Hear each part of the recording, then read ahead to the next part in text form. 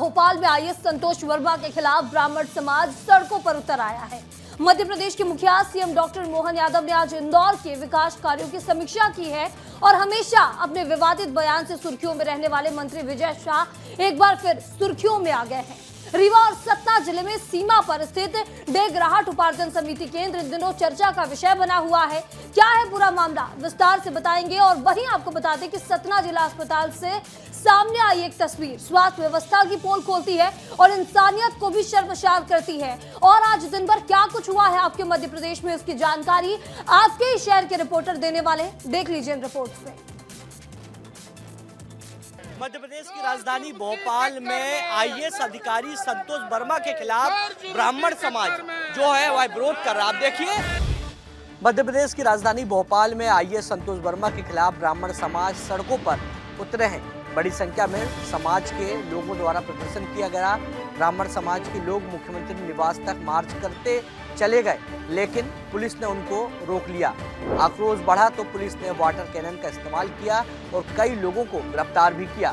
ब्राह्मण समाज ने आईएएस संतोष वर्मा पर एफआईआर दर्ज और बर्खास्ती की मांग को लेकर यह प्रदर्शन किया है।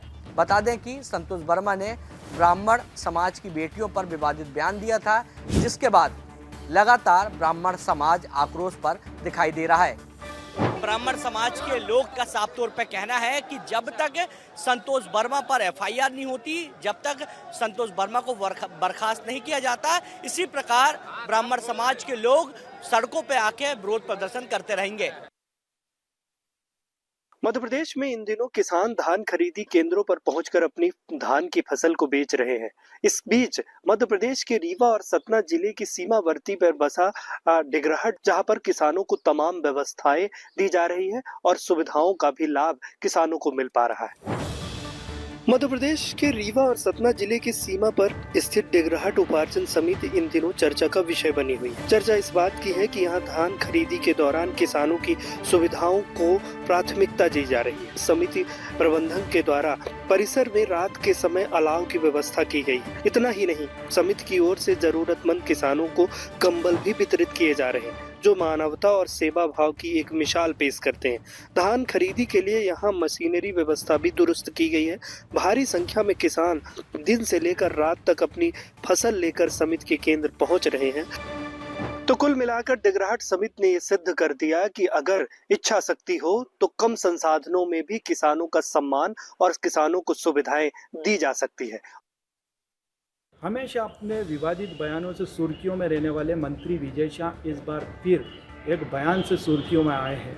उन्होंने इस बार लाडली बहनों को लेकर एक खुले तौर पर बयान दिया है, जिसे लोग धमकी और दबाव के रूप में देख रहे हैं। रतलाम में आयोजित जिला विकास सलाहकार समिति की बैठक में प्रभारी मंत्री डॉक्टर विजय शाह शामिल हुए। बैठक के दौरान मंत्री विजय शाह ने महिला एवं बाल विकास विभाग के अधिकारी से जिले में लाडली बहनों की संख्या पूछी। अधिकारी ने बताया कि जिले में करीब 2.5 लाख लाडली बहनें हैं, जिसके बाद मंत्री ने कहा कि सरकार अगर करोड़ों रुपये दे रही है तो लाडली बहनों को मुख्यमंत्री का सम्मान करने आना चाहिए और जो नहीं आएंगी उनकी जांच पेंडिंग कर दी जाएगी। मंत्री विजय शाह के इस बयान के सामने आने के बाद कांग्रेस उन पर हमलावर है। कांग्रेस प्रदेश अध्यक्ष जीतू पटवारी ने सोशल मीडिया एक्स पर लिखा, जिन लाडली बहनों का भाजपा को सम्मान करना चाहिए वहां उन्हें भाजपा के लाडले मंत्री अपमानित कर रहे हैं। 1500 रुपए के हिसाब से हम करोड़ों रुपया दे रहे हैं। मुख्यमंत्री के 2 साल हो गए, तो बहन अपने भाई का सम्मान तो करे ना। 2.5 लाख में से 50,000 को हम जांच के बाद ही देखेंगे। मध्य प्रदेश सरकार लाडली बहना योजना के तहत प्रदेश की 1,27,00,000 बहनों को आर्थिक सहायता लाभ 1,500 रुपये हर महीना दे रही है और ऐसे में मंत्री का इस तरह का बयान जो है, इसने सियासी पारा चढ़ा दिया है। प्रदेश के मुखिया डॉक्टर मोहन यादव ने आज इंदौर में विकास कार्यों की समीक्षा बैठक की है और साथ ही साथ मुख्यमंत्री डॉक्टर मोहन यादव इंदौर के प्रभारी मंत्री भी हैं। ऐसे में लेकर ये बैठक जो है वो बहुत ही महत्वपूर्ण मानी जा रही है। मुख्यमंत्री डॉक्टर मोहन यादव ने 14 दिसंबर को इंदौर में शहर में चल रहे विकास कार्यों की समीक्षा बैठक की। बैठक में प्रदेश के मुखिया के साथ मंत्री कैलाश विजयवर्गीय भी मौजूद रहे, जिसमें कई अहम फैसले पर चर्चा हुई। सीएम डॉक्टर मोहन यादव ने अंडरग्राउंड मेट्रो परियोजना को मंजूरी दे दी है, जिसके लिए राज्य सरकार 900 करोड़ रुपए देगी। इंदौर के स्लम मुक्त करने के लिए सीएम ने ऐलान कर दिया है। प्रधानमंत्री आवास योजना के तहत स्लम में रहने वाले लोगों को घर सौंपे जाएंगे। पूरी मेट्रो को भूमिगत करने का सुझाव आया, हमने सबने निर्णय किया कि जो सबको सुविधाजनक रहे, तो इसको इस तरह से हमने सबने मिलकर के निर्णय किया है। जो 800-900 करोड़ रुपए लगेगा राज्य सरकार मिलाएगी और उस योजना के लिए निर्णय किया गया। ये बड़ा निर्णय है। सीएम डॉक्टर मोहन यादव ने सभी समस्याओं को सुना और इन सभी समस्याओं के जल्द निराकरण के लिए सभी अधिकारियों को आदेश दिए हैं। साथ ही साथ इंदौर की नाइट लाइफ और महिला सुरक्षा को लेकर भी सीएम ने अधिकारियों को साफ निर्देश दिए हैं। सरकारी अस्पताल जहां इलाज के साथ साथ संवेदनशीलता और इंसानियत की उम्मीद की जाती है, वहीं सतना जिला अस्पताल में स्वास्थ्य व्यवस्था की पोलखोल तस्वीर सामने आई है। यहां मरीज के परिजन से गंदगी साफ करवाई गई और वो भी एम्बुलेंस की गंदगी। सड़क हादसे में गंभीर रूप से घायल कमलेश रावत को 108 एम्बुलेंस के जरिए जिला अस्पताल रेफर किया गया था।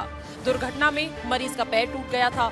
रास्ते में मरीज की हालत बिगड़ गई और उसे उल्टियां होने लगी, जिससे एम्बुलेंस के अंदर कुछ गंदगी हो गई। लेकिन जिला अस्पताल पहुंचते ही जो हुआ उसने इंसानियत को शर्मसार कर दिया।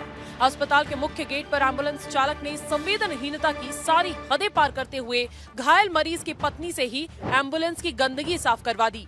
सबसे हैरानी की बात यह रही कि पूरी घटना अस्पताल के मुख्य द्वार पर खुलेआम होती रही, लेकिन मौजूद किसी भी अधिकारी या कर्मचारी ने इस अमानवीय कृत्य को रोकने की जरूरत तक नहीं समझी। अब सवाल ये है कि क्या इस एम्बुलेंस चालक के खिलाफ किसी तरीके की कार्रवाई की जाएगी? क्या स्वास्थ्य विभाग की तरफ से कोई जवाबदेही तय की जाएगी? लेकिन ये जो तस्वीर सामने आई है, ये जरूर स्वास्थ्य व्यवस्था पर कई सवाल खड़े करती है। वीडियो जर्नलिस्ट नागेंद्र के साथ अंजलि, विस्तार न्यूज। टीकमगढ़ शहर का सबसे पुराना और राजशाही दौर का जो पुल है, जहां पर हम खड़े हैं, जहां एक बड़े पुल के पास रिटेनिंग वॉल का निर्माण कार्य कछुआ गति से चल रहा है। बीते बरसात के मौसम में यह पुल क्षतिग्रस्त हो गया था। उस वक्त एक बड़ा हादसा होते होते बचा था, लेकिन हालात आज भी ज्यों के त्यों बने हुए हैं। पुल के नीचे से रोजाना राहगीर, दोपहिया और पैदल यात्री जान जोखिम में डालकर निकल रहे हैं। पुल के दोनों ओर दीवार बनाई जानी है, लेकिन अधूरा निर्माण हर पल खतरा पैदा कर रहा है।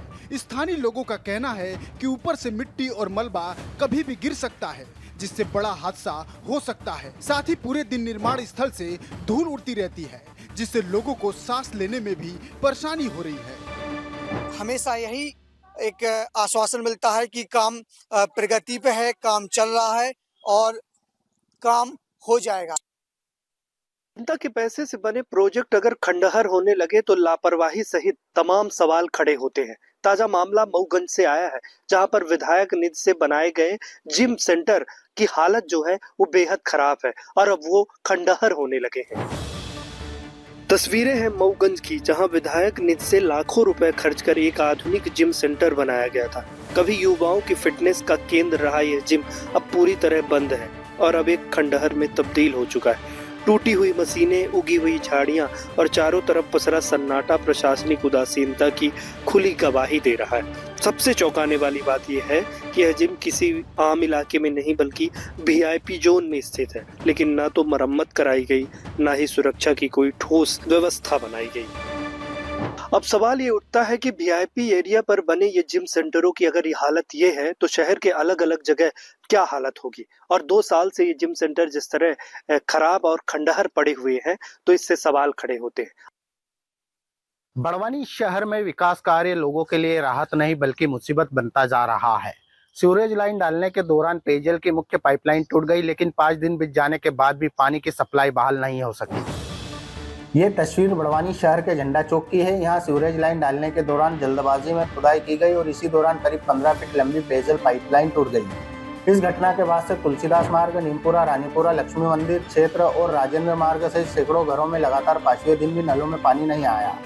पेयजल संकट के चलते लोगों को पीने और दैनिक जरूरतों के लिए भारी परेशानी का सामना करना पड़ रहा है। कई परिवार मजबूरी में निजी टैंकरों से महंगे दामों पर पानी खरीद रहे हैं। टूटी पाइपलाइन से गड्ढे में पानी भर गया है, इससे दूषित पानी घरों तक पहुंचने की आशंका बढ़ गई है, जो स्वास्थ्य के लिए बड़ा खतरा बन सकता है।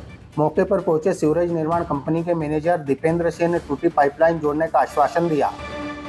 फिलहाल सवाल यह है कि क्या दिए गए आश्वासन के बाद आज पानी की सप्लाई बहाल होगी और क्या भविष्य में सीवरेज कार्य के दौरान पेयजल जैसी बुनियादी सुविधाओं की सुरक्षा सुनिश्चित की जाएगी। फिलहाल बड़वानी के झंडा चौक में लोग पानी की एक एक बूंद के लिए इंतजार कर रहे हैं।